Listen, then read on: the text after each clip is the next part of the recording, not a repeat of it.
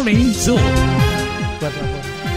Assalamualaikum warahmatullahi wabarakatuh. Salam sejahtera untuk kita semua. Apa kabar Oke Zoners dimanapun berada. Ketemu lagi di Morning Zone, inspirasi pagi untuk memulai hari. Kembali bersama saya Fadli Sungkara.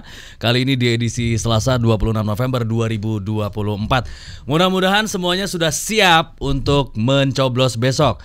Sudah menentukan dan memantapkan pilihan. Kalau yang belum, masih ada waktu. Untuk yang undecided voter atau swing voter masih ada kesempatan sampai pencoblosan besok ya. Mulai jam 7 pagi lah ya. Mudah-mudahan sudah siap semuanya.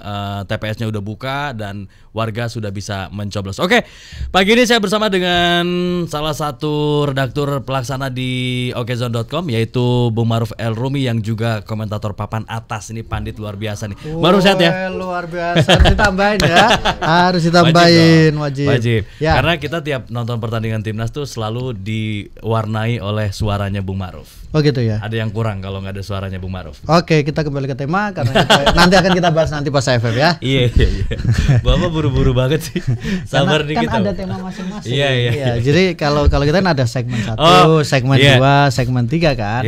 Nanti produser yang marah. Kalau saya sih fine-fine aja. Enggak, cicet sedikit, ice breaking sedikit. Iya, betul.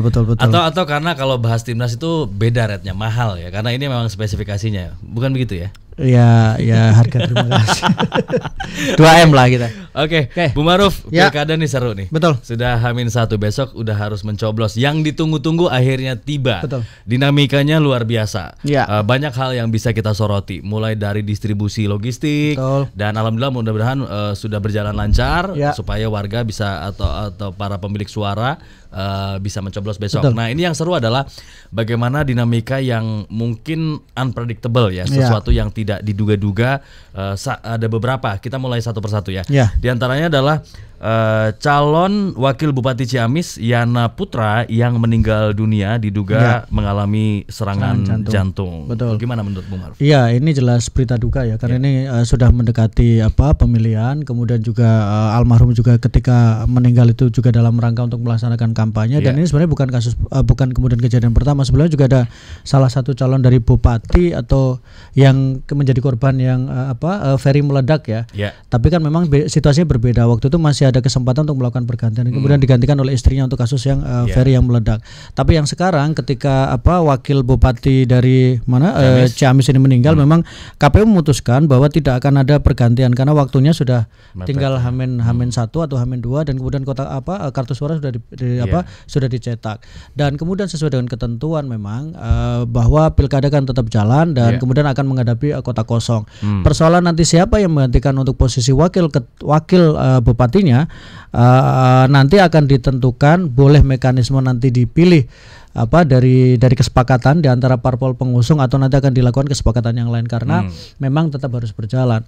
Tapi saya lebih ingin menyoroti seperti ini ya, bahwa ketika pilkada di tahun ini itu kan ada salah satu yang menjadi perhatian terkait dengan banyaknya kemudian yang menghadapi kota kosong ya. Dan itu juga memang sempat menjadi bahan diskusi, kenapa kemudian di beberapa daerah atau bahkan total kalau kita lihat lebih dari 40 daerah yang kemudian mereka harus hanya calon tunggal dan kemudian menghadapi kota kosong. Dan itu menjadi bahan analisa apakah memang fenomena terlalu kuatnya salah satu paslon atau memang pesimisme yang terjadi untuk kemudian yang ngapain kemudian kita harus bertarung karena dia sudah terlalu kuat, atau memang ada apatis atau kemudian pragmatis politis dari beberapa parpol yang mereka memilih untuk ya sudahlah calon yang punya potensi untuk menang daripada kemudian mengusung calon yang tidak punya potensi untuk menang. Karena kalau untuk misalnya lewat jalur partai kan agak relatif mudah. Tapi kalau jalur independen kan relatif lebih sulit karena harus ada survei dan sebagainya. Jadi ini menjadi sebuah diskusi menarik, termasuk dalam kasus yang di Ciamis karena lawannya kebetulan adalah kota kosong. Oke. Nah, ini juga mungkin menjadi catatan dalam kehidupan berdemokrasi di Indonesia ya.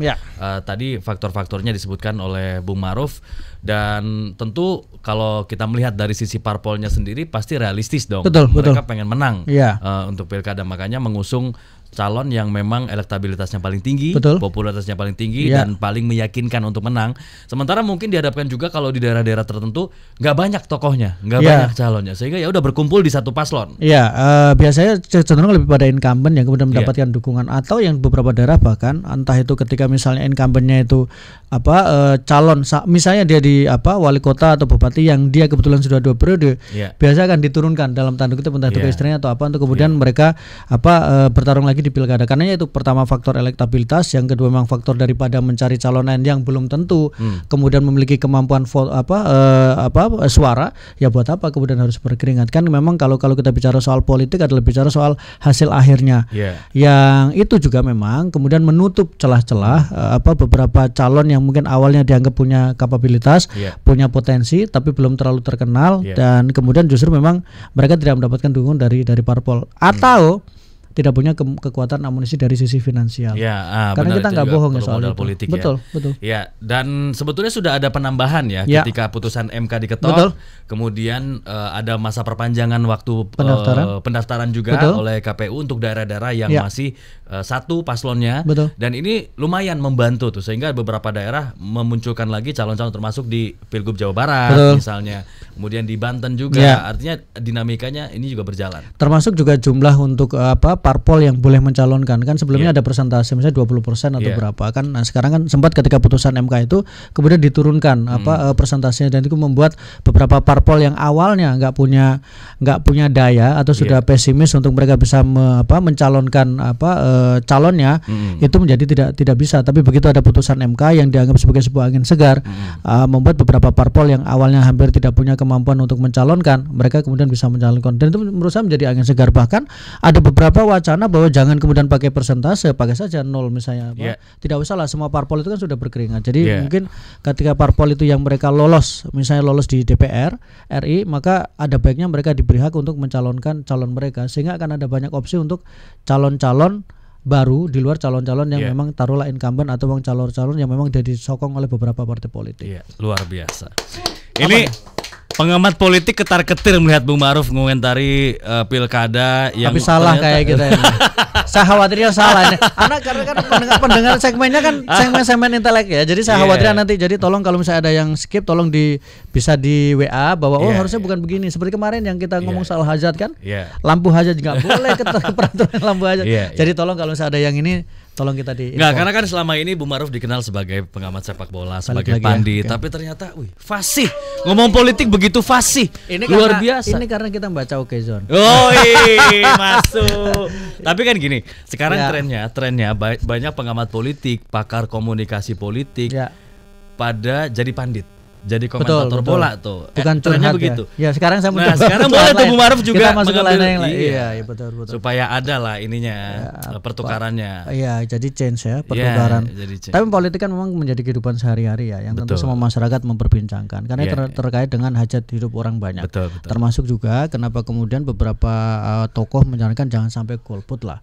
Karena apapun bahwa golput itu tidak akan menyelesaikan persoalan. Kita boleh pesimis dengan dengan misalnya calon-calon yang mungkin tidak sesuai dengan ekspektasi kita, tapi justru dengan kita golput itu justru memberikan kesempatan untuk mereka yang tidak kemudian terlalu kita support, justru mereka menjadi melaju dengan mulus. Jadi saya pikir bahwa semua warga negara, meskipun golput adalah bagian dari politik ya, karena demokrasi adalah tetap demokrasi, memilih itu juga demokrasi, tidak memilih itu juga bagian demokrasi. Sama seperti kita memilih kota kosong, itu kan sebenarnya tidak memilih. Betul. Tapi karena calon tunggal kemudian ada satu kota kosong. Tapi kan itu menjadi bentuk bagaimana dalam tanda kutip bahwa kita punya pilihan loh, bahwa pilihan kita adalah kita tidak setuju dengan pilihan ini. Jadi itu menurut saya juga bagian dari demokrasi, daripada misalnya kita misalnya golput dan mungkin memang lawannya kota kosong, ya sudah, menurut ketika mereka merasa bahwa ini calonnya tidak capable, itu ternyata saya lebih mencalon ini calon kota kosongnya, ya tidak apa-apa. Kenapa? Itu justru menjadi sebuah catatan untuk partai politik. Sesungguhnya kita tidak semuanya sepakat loh dengan calon yang diusung, apalagi cuma calon tunggal. Jadi kita memilih perlawanan itu dalam bentuk ketika memilih kota kosong. Tapi ini bukan kampanye kota kosong. Artinya bahwa demokrasi tetaplah menghargai semua pilihan-pilihan, baik itu memilih atau kemudian tidak memilih. Bahkan termasuk ketika kita tidak datang pun itu bagian dari demokrasi, karena kita punya keputusan lain.